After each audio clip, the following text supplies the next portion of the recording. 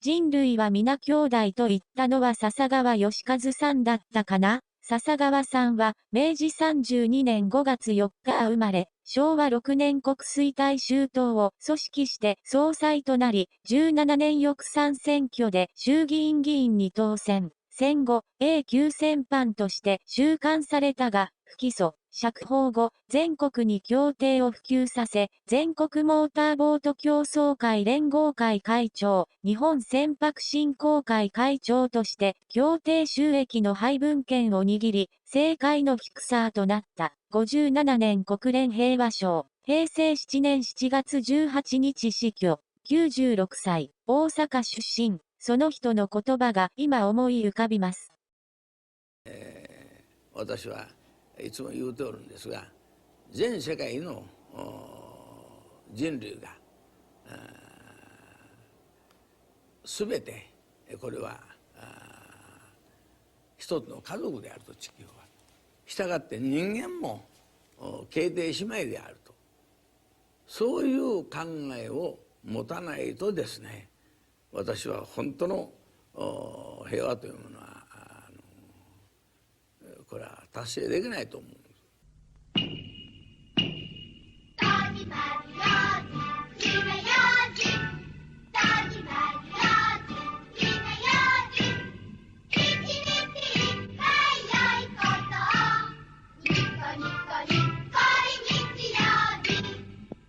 親を大切にしよう。モーターボートの収益金は防犯防火のために役立っています。私自身としては、桓武天皇の聖母が百済の武寧王の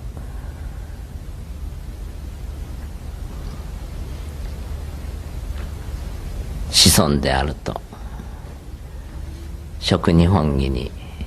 記されていることに、韓国とのゆかりを感じています。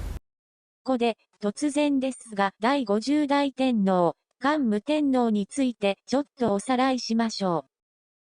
う。はい、皆さんこんにちは。中学社会歴史的分野第7章平安時代。本日は第1回目桓武天皇の政治についてお話したいと思います。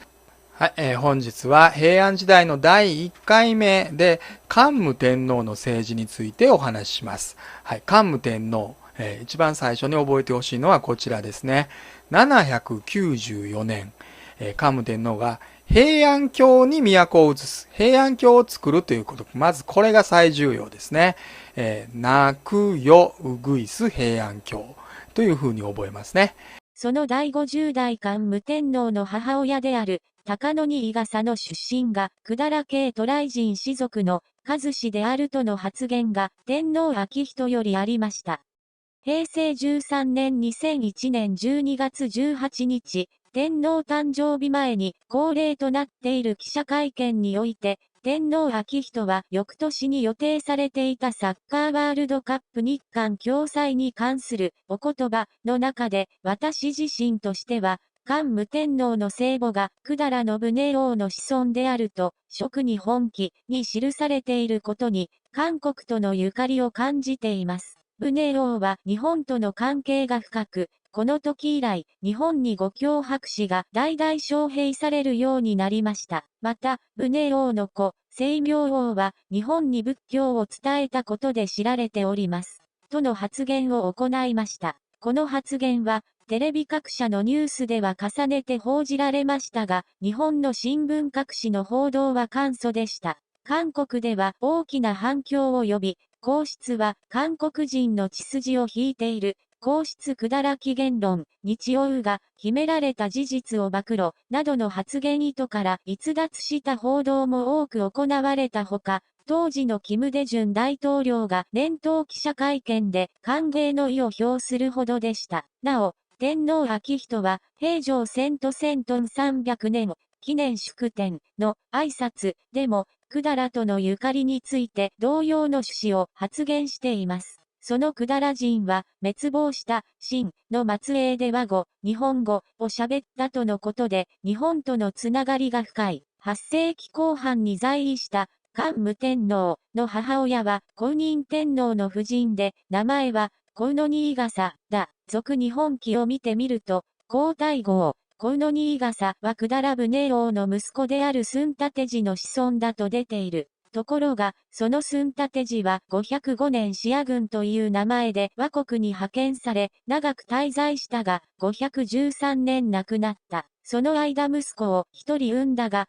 彼が倭君の先祖となった。その倭氏が770年代に河野氏と姓を変えており、桓武天皇の生母であるコウノニイガサはその一族だった。それらは約270年にわたり、日本の貴族社会に百済信宗王の子孫だという名分で高い地位を維持しながら生きてきたというのだ。なお、百済人はその後滅んでしまいましたが、日本に渡来した人も多かったのではないかと考えられます。韓半島と日本は古代時代には比較的文化の交流が活発だった。正常な交流もあったが、総じて韓半島で大きな戦乱があるたび、大規模な移住民が日本列島に移っていった。そうしたケースの中で主要なものが5世紀初め、前期の茅連盟が解体された時、5世紀後半に百済の首都伊令城が陥落した時、6世紀中頃百済が滅亡した時などだ。日本の古代文化の発展はそれら、すなわち渡来人の移住を機に高揚された。そのため日本では伝統的に秦らよりは韓半島で早くに姿を消した国家、